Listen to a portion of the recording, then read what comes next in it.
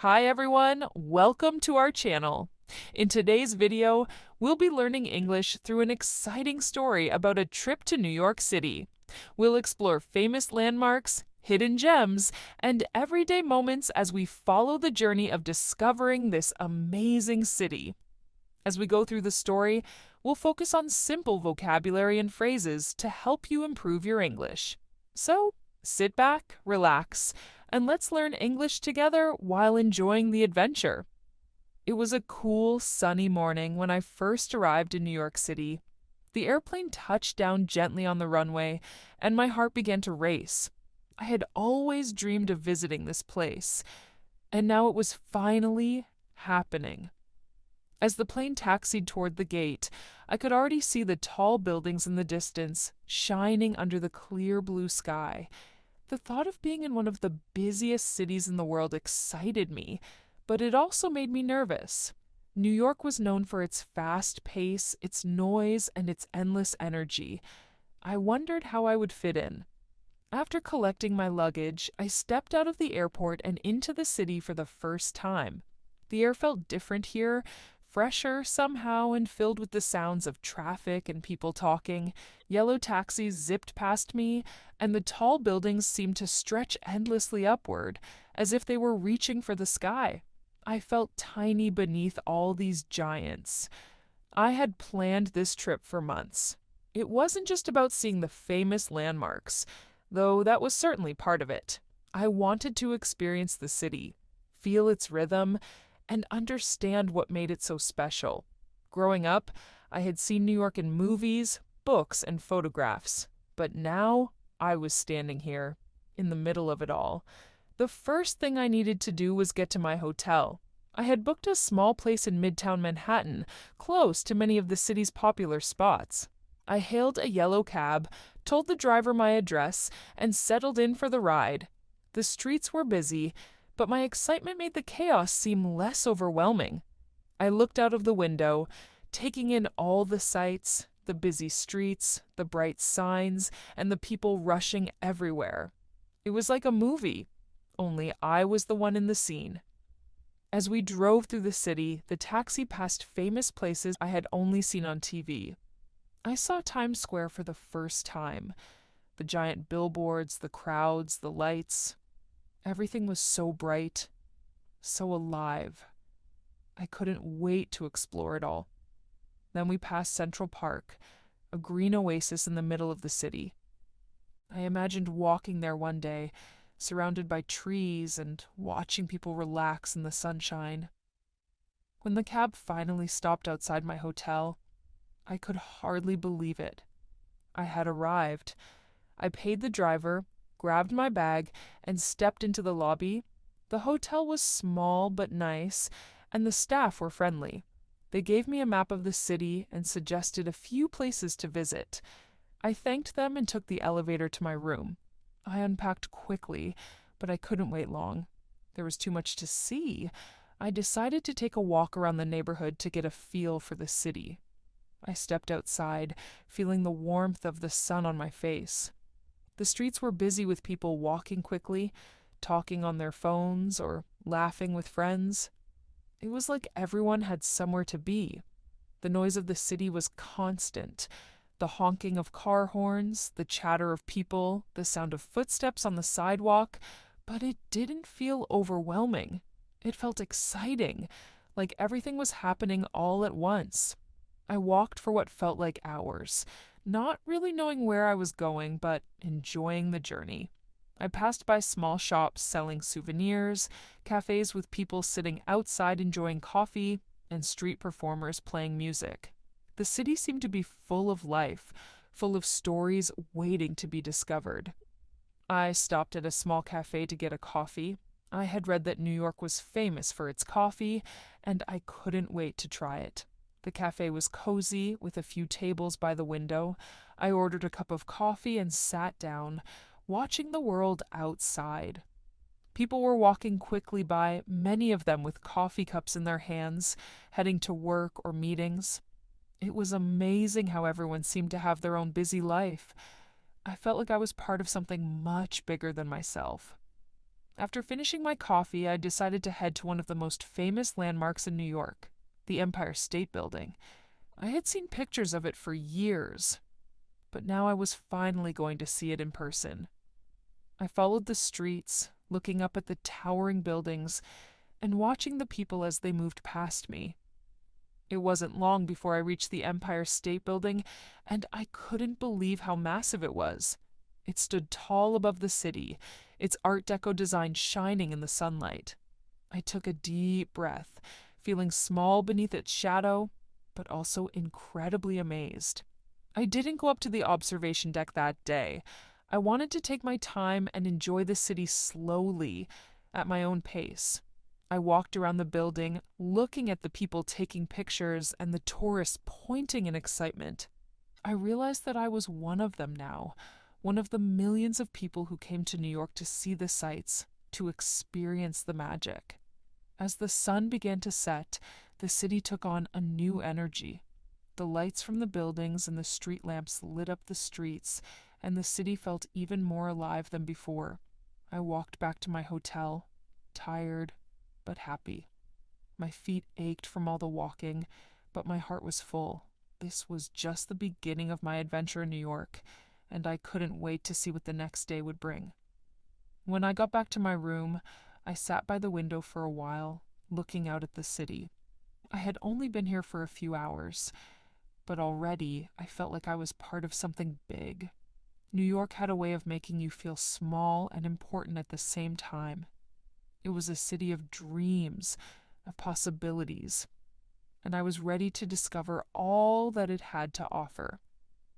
Tomorrow, I would see more. Tomorrow, I would explore. But for now, I was content to simply be in the moment, to be in this incredible city that I had always dreamed of visiting. And with that thought, I fell asleep, eager for the adventure that awaited me in the morning. The next morning, I woke up early, eager to explore more of New York. The city had a way of pulling you in, making you want to see everything. I could feel the excitement in the air as I stepped out of my hotel and onto the busy streets of Midtown. The sun was already shining brightly, and the city was waking up, full of energy. My first stop was Central Park. I had heard so much about it, the huge green space right in the middle of the city. It was hard to believe that such a peaceful place could exist amidst all the noise and tall buildings. I took a subway to the park, and as soon as I stepped out, I was amazed by the beauty.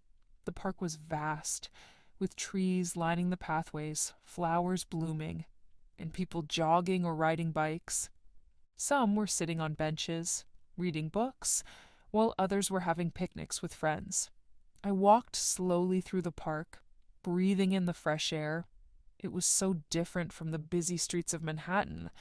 I found a quiet spot near a small pond and sat down, watching the ducks swim by. For a moment, it felt like I was in another world.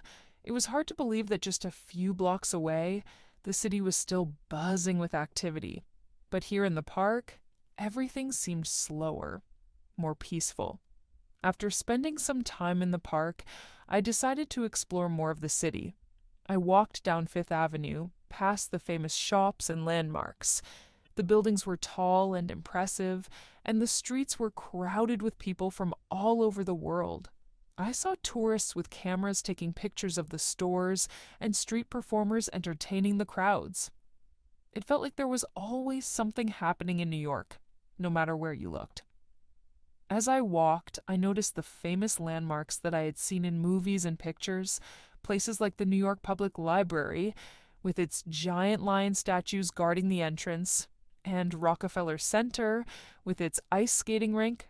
I was amazed at how many iconic places were just around the corner from each other. It was like walking through a dream. I continued my journey to Times Square, the heart of the city. As I approached, the giant digital billboards lit up, flashing bright advertisements and messages. The streets were filled with people, tourists, locals, and street vendors selling everything from hot dogs to souvenirs. The noise was overwhelming, but exciting at the same time. People were laughing, talking, and taking photos of everything around them. The lights from the billboards made it feel like it was daytime, even though the sun was starting to set. I stood in the middle of Times Square trying to take it all in. It was everything I had imagined: loud, fast, and full of life. But in the middle of all the chaos, there was something magical about it. It was a place where dreams came alive, where people from all over the world came together to experience the energy of the city. After spending some time in Times Square, I decided to head to the Brooklyn Bridge. I had always wanted to walk across it, to see the city from a different perspective. I took the subway to Brooklyn and walked to the bridge, feeling excited and a little nervous. The bridge stretched high above the water, with the skyline of Manhattan in the distance. As I began walking across the bridge, I looked around in awe. The view was breathtaking. The tall buildings of New York stood proudly on one side, while the Statue of Liberty could be seen in the distance on the other side. The water below sparkled in the sunlight, and the breeze made the day feel even more perfect. It was a moment I would never forget. I walked for a while, lost in the beauty of the city. The sound of footsteps on the wooden planks mixed with the distant hum of traffic below. I could feel the energy of New York all around me, and for a moment it felt like the city was welcoming me. As I reached the end of the bridge and looked back at the city, I felt like I was truly a part of this place, like New York had opened its arms and said, "Welcome home." By the time I returned to my hotel, I was exhausted but happy. I had seen so much in just one day: Central Park, Times Square, the Brooklyn Bridge, but I knew there was still so much more to explore. New York had so many layers, so many different sides to it. Every corner had something new to offer, and I was eager to see more. As I lay in bed that night, I thought about everything I had experienced. The city was so full of life, full of people with stories to tell and dreams to chase. I had come here to see the famous landmarks, but what I was discovering was so much more than that. I was learning what made New York truly special: the energy, the diversity, and the feeling that anything was possible. Tomorrow, I would explore more, but for now, I was content. I had only just begun my adventure in New York, and I couldn't wait to see where the next day would take me. The next morning, I woke up feeling a mix of excitement and curiosity. It had only been 2 days since I arrived in New York, and yet it already felt like I had seen so much of the city. But I knew there was still so much more to discover. Today, I wanted to explore something different, something more hidden and personal to the heart of New York. I started my day with a breakfast at a small cafe near my hotel. The streets were bustling as usual, but today I felt like I was beginning to blend in with the flow of people. I ordered a bagel and a coffee, just like the locals, and sat by the window, watching the world go by. I saw people hurrying off to work, others chatting with friends, and some just walking alone, like me, lost in their own thoughts. After breakfast, I decided to visit one of the places that had been on my list since I first arrived: the High Line. This unique park was built on an old elevated railway track, and I had heard it offered amazing views of the city. I took the subway to the entrance, excited to see another side of New York. The High Line was different from the other places I had seen. It felt peaceful and green, with flowers and plants growing in unexpected places. As I walked along the path, I saw artists painting murals, musicians playing instruments, and people sitting on benches, reading books, or simply watching the city below. It was a place where the fast-paced energy of New York slowed down for a while, allowing visitors to connect with nature and the arts. I took my time walking along the High Line, stopping to take pictures of the views. The city looked different from up here. The tall buildings stretched high into the sky, but I could also see the river in the distance and the streets far below, full of people and cars. The contrast between the peaceful park and the busy streets below made me realize how much I had already grown to love New York. It was a place of constant change, yet there were also places where you could find peace. After spending a few hours on the High Line, I decided to head to a museum. I had heard so much about the Metropolitan Museum of Art, or the Met, and I wanted to experience it for myself. The museum was located on the edge of Central Park, and when I arrived, I was immediately struck by its grand entrance, with its huge steps leading up to the building. Inside, the museum was even more impressive. The halls were filled with art from all over the world, from ancient Egypt to modern-day artists. I spent hours walking through the galleries, completely lost in the beauty of the art. The paintings, sculptures, and artifacts told stories of different cultures, different times, and different people. As I moved from one exhibit to the next, I felt like I was traveling through time and space, seeing the world in new ways. It was the perfect way to spend the afternoon, reflecting on how art and culture shaped the world and how New York itself had become a place where all of this could come together. By the time I left the museum, the sun was beginning to set, casting a warm glow over the city. I decided to walk back to my hotel through Central Park. The park looked even more beautiful as the light changed, with the trees casting long shadows and the sky turning shades of pink and orange. I could hear the sound of laughter and music as people gathered in groups, enjoying the evening. As I walked deeper into the park, I came across a small lake with people rowing boats. The scene was peaceful and almost magical, a reminder that even in the heart of a busy city, there were places where you could escape and enjoy the simple pleasures of life. I sat by the lake for a while, watching the boats and the people, letting the calmness of the moment wash over me. Later that evening, I met up with a friend who lived in the city. She had moved to New York a few years ago and had offered to show me some of her favorite spots. We decided to take a walk through Greenwich Village, a neighborhood known for its artsy vibe and charming streets. As we strolled through the quiet, tree-lined streets, I felt like I was stepping into another world. The buildings were smaller and older here, and the streets felt more intimate, with cafes, bookstores, and small shops on every corner. It was a peaceful contrast to the busy energy of Times Square and the tall buildings of Midtown. We ended up at a cozy little restaurant for dinner, where we enjoyed a delicious meal and talked about everything from life in New York to our dreams for the future. The conversation flowed easily, and as I sat there, surrounded by the warm atmosphere of the restaurant and the sound of people chatting around me, I realized that New York had become more than just a place for me. It had become a part of my own story. As I walked back to my hotel later that night, I couldn't help but reflect on everything I had experienced in just a few short days. New York was a city that never slowed down, a place where dreams were made and broken, and where people came together from all over the world to create something bigger than themselves. But more than that, it was a city of possibilities, a place where anyone, no matter where they came from, could find their own path. I had come to New York looking for an adventure, and I had found one. But I had also found something deeper, a sense of belonging in a place that seemed so big, yet somehow felt like home. The next morning, I would be leaving the city, heading back to my regular life. But I knew that a part of me would always be connected to New York, a city that had changed me in ways I couldn't fully explain.